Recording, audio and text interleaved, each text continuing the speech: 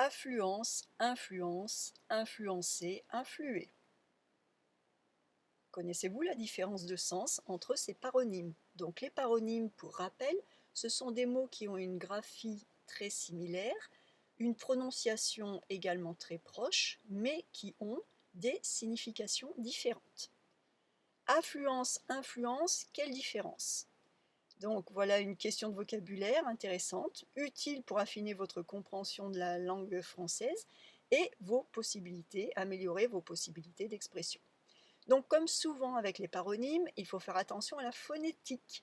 Insistez bien sur la première voyelle pour différencier les sons un et a.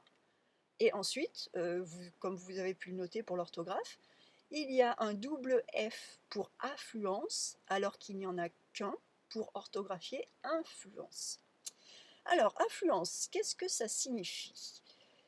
Si je vous donne la phrase suivante, il faut éviter d'aller dans les magasins pendant les périodes de grande affluence car ce n'est pas agréable du tout.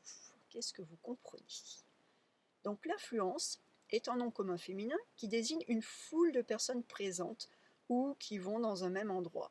Dans l'exemple précédent, en ce qui concerne les jours de grande affluence dans les magasins, cela fait surtout référence à la journée du samedi ou au soir lorsque les gens font les courses en rentrant de leur travail, et aussi à certaines périodes de l'année comme les fêtes de Noël et du Nouvel An qui sont très souvent sources de forte affluence. Autres exemples, le spectacle n'a pas eu le succès escompté, malgré une grande campagne publicitaire, il y a eu très peu d'affluence. Donc le succès escompté, c'est le succès que l'on attendait, le succès attendu. Les débuts de vacances scolaires sont toujours marqués par une forte affluence sur les routes de France et aussi par de nombreux bouchons. Et oui, les bouchons, en termes de trafic, ce sont les embouteillages. Et si vous suivez un petit peu l'actualité en France, vous savez que les Français adorent aller se mettre dans les bouchons, surtout au mois de juillet et au mois d'août, lors des départs en vacances. C'est un sport national qui fait absolument plaisir aux Français apparemment. L'affluence était telle en milieu d'après-midi que nous avons dû patienter 45 minutes avant de pouvoir entrer dans le musée. Patienter, attendre. Des centaines de personnes ont afflué sur la place du Trocadéro pour fêter la victoire de leur équipe de football. Personnellement, je n'y suis pas allée. Je n'aime pas les événements avec une forte affluence. Et au nom affluence, un petit peu de vocabulaire, correspond le verbe affluer. Et donc, lorsque beaucoup de personnes affluent vers un même lieu, l'afflux de personnes a pour résultat une affluence de personnes. J'ai rajouté afflux. Donc on voit ici que l'affluence est le résultat de l'afflux.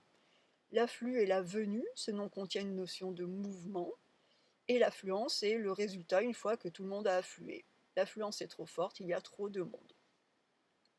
Même si l'affluence contient aussi quand même une notion de mouvement, mais c'est moins fort que dans l'afflux.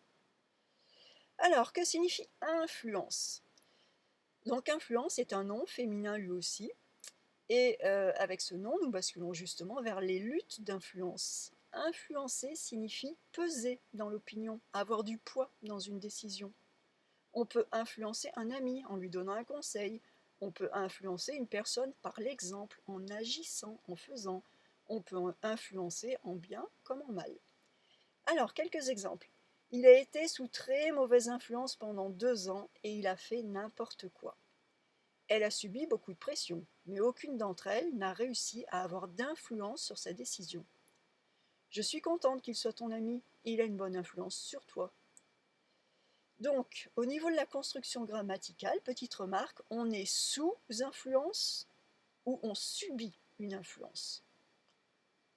D'accord? Donc on influence quelqu'un et la personne qui est influencée est sous influence ou alors cette personne subit une influence. Et une personne qui a de l'influence est une personne influente, un homme influent, une femme influente. Alors maintenant, pour finir, on en revient à l'utilisation de tout cela. Influencer, influer, quelle différence? Alors pour ce qui est du sens, influencer et influer sont des synonymes. Donc on n'a pas de différence de sens. En revanche, là où on va avoir des différences, c'est dans la construction grammaticale des phrases dans lesquelles ces verbes sont employés.